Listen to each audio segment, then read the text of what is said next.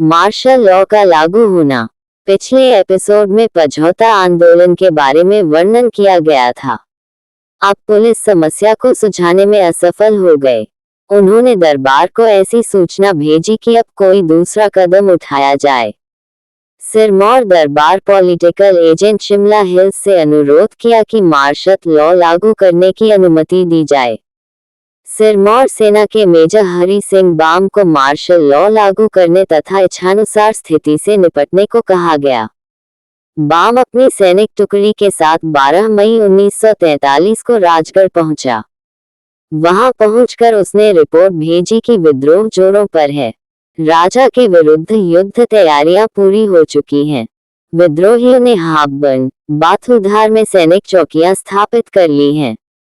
कोटी व कटोगड़ा में कंपनियां स्थापित कर दी हैं। मेजर हीरा सिंह बाम ने रिपोर्ट दी कि किसान सभा ने अपनी सरकार स्थापित कर ली है, जिसमें निम्न पदाधिकारी हैं: मदन सिंह, मेहर सिंह, रामदास, वैद्य, सूरत सिंह, गुलाब सिंह, कलीराम, ध्यान सिंह, पद्मा, कुलगु, सादिया आदि। अध्यक्ष परिषद के मुखिया बने और अपनी सरकार स्थापित कर दी। मेजर बाम ने आंदोलनकारियों के विरुद्ध कार्यवाही आरंभ कर दी। सूरत सिंह कटोगड़े वाले के घर को डायनामाइट से उड़ाने का आदेश दिया, जिसका पालन किया गया। आंदोलनकारियों ने सैनिकों को आगे बढ़ने से रोकने के लिए राजगढ़ से पझौता जाने वाले मार्ग में पेड़ काटकर, पत्थर डालकर अवरोधक खड़े किए। पझौता क्षेत्र में तमाम दुकानें आंदोलनकर्ताओं के आदेश पर बंद रही। सैनिक दस्ते को खाद्य सामग्री बलपूर्वक इकट्ठी करनी पड़ी।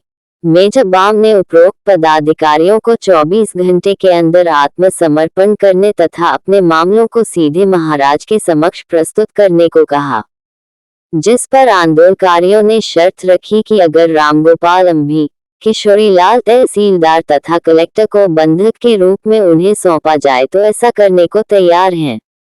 उनकी मांग को ठुकरा दिया गया। आवाज द्वारा लोगों को जदोर टपरोली में हथियारों सहित इकट्ठे होने को कहा गया ताकि सैनिक दस्ते का विरोध किया जा सके। लोग बंदूकों, तलवारों, डांगरों तथा लाठियों को एकत्रित करने लगे।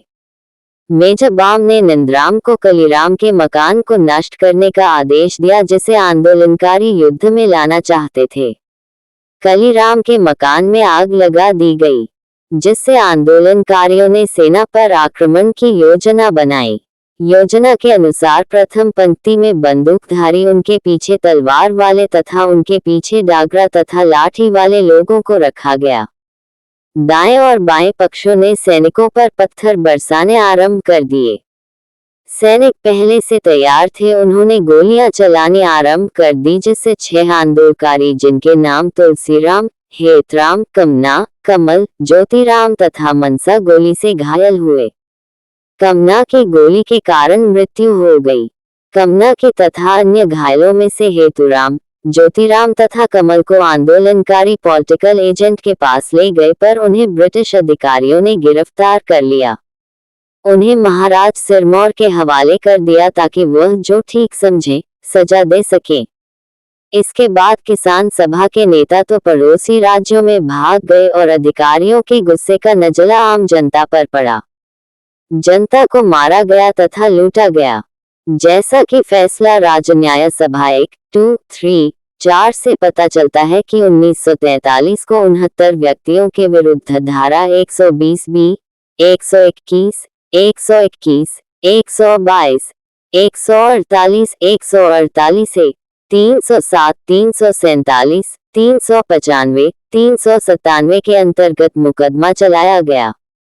आंदोलनकारियों पर निम्न इल्जाम लगाए गए: गैर कानूनी ढंग से किसान सभा का गठन, सरकार को भूमि कर, रीत, घराट तथा पशु चराने का कर न देना, जेलदार और नंबरदारों जैसे सरकारी कर्मचारियों को अपना काम निभाने में बाधा पहुंचाना, सभा में शामिल होने वाले व्यक्तियों को लूटना तथा दंडित करना, बंदूकों का आयात करना तथा बिना लाइसेंस के उन्हें रखना, पुलिस तथा सैनिक को बंधक के रूप में रखना, कार्य पर आए सरकारी कर्मचारियों को खाद्य वस्तुएं न देना, समानांतर सरकार की स्थापना करना, लोगों से धन, बंदूकें, हथियार सामग्री इस उद्देश्य से प्राप्त करना ताकि सिरमौर रियासत के विरुद्ध युद्ध किया जा सके।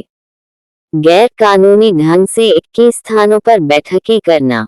धामला में जगत सिंह उपाधीक्षक, तुलसीराम तथा अन्य 34 सिपाहियों को कमरों में बंद करना तथा उन्हें बंधक रखना। कोठी के समीप सेना को घेरे में लेकर उस पर आक्रमण करना। लक्ष्मी सिंह नंबरदार के घर चोरी करना। आर.बी. मेहरा व ईश्वरदास अधीक्षक पुलिस ने सिरमौर के मुख्यमंत्री को गोपनीय पत्र लिखा, जिसके अनुसार महाराजा से प्रार्थना की गई कि वे विद्रोहियों की गिरफ्तारी के लिए पड़ोसी राज्यों के शासक तथा ब्रिटिश अधिकारियों से संपर्क करें। पॉलिटिकल एजेंट ने राजा का अनुरोध स्वीकार कर विद्रोहियों को जो ब्रिटिश प्रदेश या पंजाब हिल स्टेट्स में छुपे थे धारा 87 तथा 88 के अंतर्गत कार्यवाही की। जो नेता फरार थे उनके नाम चूचू, गुलाब सिंह, अतर सिंह, मेहर सिंह, सूरत सिंह, पद्मा, कलीराम और बस्तीराम थे। उक्त नेताओं की चल और अचल संपत्ति को जब्त कर लिया गया। तहसीलदार किशोरीलाल ने सामूहिक जुर्माना रुपये 2,50,000 लगाया, जिसमें से 70,000 वसूल हुआ और शेष छोड़ दिया गया। 2,000 व्यक्तियों को हिरासत में लिया, किंतु राजा के प्रति वफादारी का हलफनामा देने के पश्चात उन्हें छोड़ दिया गया। नेताओं को आखिरकार गिरफ्तार कर लिया गया। उन पर मुकदमा चलाया गया। सिरमौर उच्च न्यायालय के मुख्य न्यायाधीश गौरी शंकर के अधीन एक स्पेशल ट्रिब्यूनल बनाया गया जो इस मुकदमे की सुनवाई करे। ट्रिब्यूनल ने मुकदमों की सुनवाई अमर विद्यालय भवन में शुरू की, जो 15 महीने तक चली। 18 अपराधियों को छोड़ दिया गया। 3 को 2 वर्ष की और बाकी को उम्रकैद की सजा सुनाई गई। ट्रिब्यूनल ने सिरमौर राज्य की सर्वोच्च न्यायालय ने राज्य न्याय सभा को इन सजाओं की अवधि 2 से 10 वर्ष तक कम करने की भी सिफारिश की। स्वामी भक्त पुलिस तथा सैनिक अधिकारियों को पदोन्नति प्रदान की गई। उनकी सेवाओं के लिए उन्हें प्रशंसा पत्र प्रदान किए गए। इन पत्रों में 17 पुलिस के और 33 सेना के थे। सिरमौर सेना के सेनापति बाम की रिपोर्ट के अनुसार उन नंबरवारों और जेलदारों के विरुद्ध कार्यवाही करने को कहा जिन्होंने सत्ता की सहायता नहीं की। दुर्गाराम तहसीलदार पच्छाद ने 22 नंबरवारों की लिस्ट दी जो आंदोलन में शामिल थे, अतः उन्हें नंबरदारी से हटा दिया गया। उपाधीक्षक जगत सिंह की रिपोर्ट पर मानसिंह तथा मोहीराम जेलदारों को जेलदारी से अलग कर दिया गया। द्वितीय विश्व महायुद्ध के अंतिम दिनों ऐसा लगने लगा कि भारत की सत्ता ब्रिटिश के हाथों से निकलती जा रही है। इस घटना चक्र के भाम पते हुए महाराज राजेंद्र प्रकाश ने अपने जन्मदिन के बहाने पहला बैच 1946 तथा दूसरा 1947 में कारागृह से मुक्त कर दिया। केवल सूरत सिंह, चेत सिंह तथा बस्तीराम कारागृह में थे। 15 अप्रैल को सिरमौर रियासत नवगठित केंद्रीय राज्य हिमाचल में मिल गई, जिसके एक सप्ताह पूर्व इन तीनों को कारागृह से मुक्त कर दिया गया। लोगों ने इनका अपने क्षेत्र में भव्य स्वागत किया। इस शुभ अवसर पर परंपरागत सिरों के पकवान बनाकर खुशी मनाई गई। स्वतंत्रता की प्राप्ति के बाद पदों से अलग किए गए नंबरदारों तथा जेलदारों के मामले को कांग्रेस कमेटी ने उठाया, जिसमें से कुछ को पुनः नियुक्त किया गया। उनकी जब्त की गई संपत्ति को वापस करने की अपील भी जिलाधीश सिरमौर ने स्वीकार कर ली, अतः उनकी जब्त अचल संपत्ति को वापस कर दिया गया।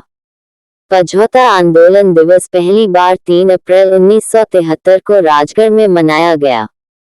हिमाचल सरकार ने 21 आंदोलनकारियों को स्वतंत्रता सेनानी घोषित किया तथा उन्हें ताम्रपत्र से सम्मानित किया गया। आपने देखा कि मुगल काल से लेकर 1947 तक सिरमौर रियासत में कितने अत्याचार हुए।